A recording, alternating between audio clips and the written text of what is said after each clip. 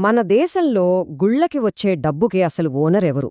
దేవుడికి మొక్కుకుని డబ్బులేసే భక్తులా, లేకపోతే వాటిని కంట్రోల్ చేసే ప్రభుత్వమా? ఇది చాలా పెద్ద ప్రశ్న. చాలా సెన్సిటివ్ ఇష్యూ కూడా. దీని గురించే ఈరోజు మనం వివరంగా మాట్లాడుకుందాం.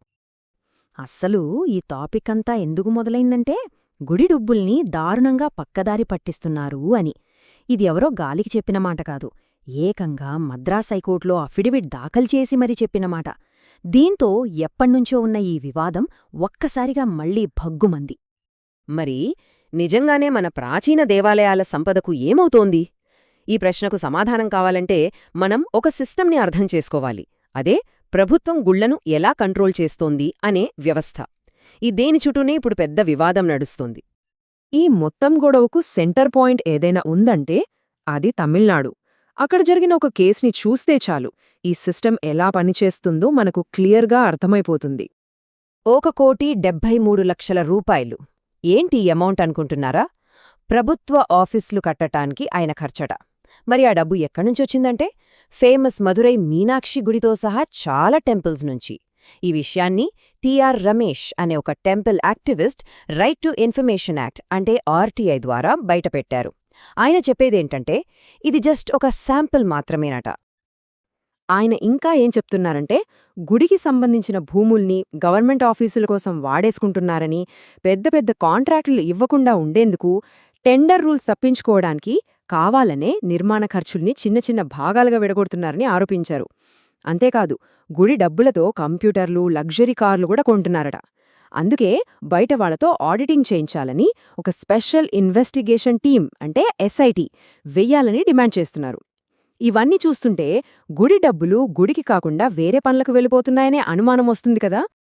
ఈ ఆరోపణలన్నీ ఎవరిమీద వస్తున్నాయంటే తమిళనాడులో ఉన్న హెచ్ఆర్సీఈ డిపార్ట్మెంట్ మీద, అంటే Hindu religious and charitable endowments department.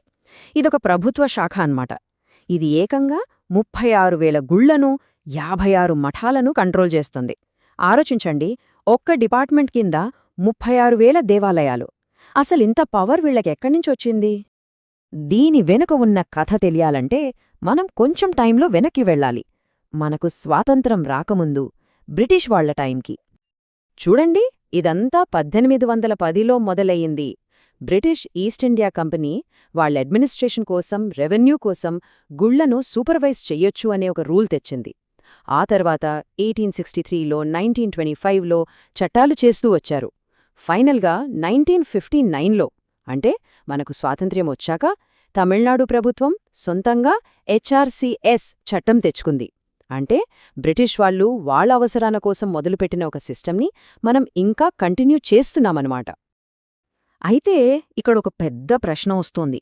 కేవలం హిందూ గుళ్లనే ఎందుకు కంట్రోల్ చేశారు?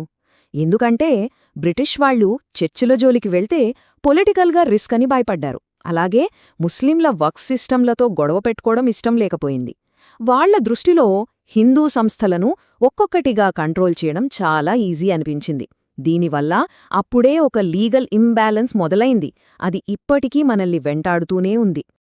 సరే, బ్రిటిష్ వాళ్లు వెళ్ళిపోయారు. మరి మన ప్రభుత్వాలు ఈ సిస్టమ్ని ఎందుకు కొనసాగించాయి? దానికి కొత్త కారణాలు పుట్టుకొచ్చాయి. అందులో ముఖ్యమైనది డబ్బు. ప్రభుత్వ కంట్రోల్లో ఉన్నప్పుడు గుడికొచ్చే ఆదాయం ఎక్కడికెళ్తుందో చూడండి. ఆ డిపార్ట్మెంట్లో పనిచేసేవాళ్ల జీతాలకు, గవర్నమెంట్ నడిపే స్కూల్స్కి, పబ్లిక్ ప్రాజెక్టులకు, ఇంకా వేరే వేరే ప్రభుత్వ నిధులకు, ఇలా దేనికైనా మళ్లించవచ్చు. కొన్నిసార్లు డబ్బులు లేని చిన్న చిన్న గుళ్ల మెయింటెనెన్స్కు కూడా వాడతారు. అంటే భక్తులు వేసే కానుకలు నేరుగా ప్రభుత్వ ఖజానాకు వెళ్తున్నాయన్నమాట.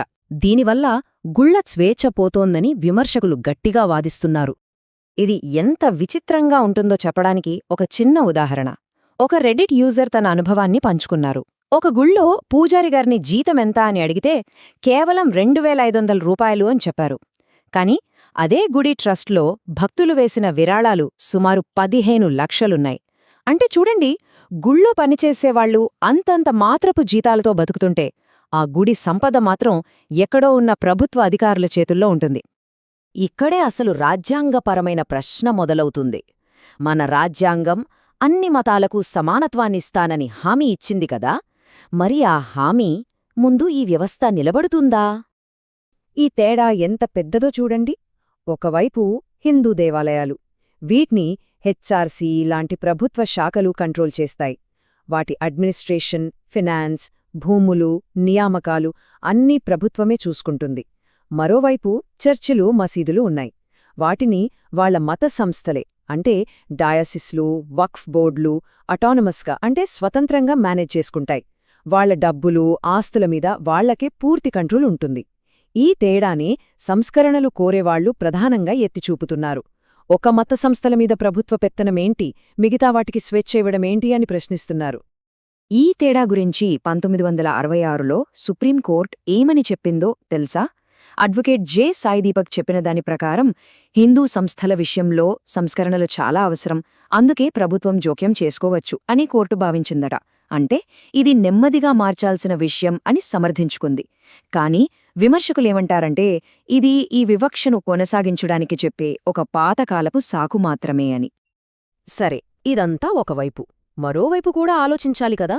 100 సంవత్సరాలకు పైగా ఉన్న ఒక సిస్టమ్ని తీసేయడం అంత ఈజీ కాదు. దాన్ని తీసేస్తే కొత్త సమస్యలు రావా? ఓకే, ప్రభుత్వం కంట్రోల్ వదిలేసిందనుకుందాం. అప్పుడు ఆ స్థానంలోకెవరొస్తారు? డబ్బు దుర్వినియోగం కాకుండా ఎలా ఆపగలుగుతాం?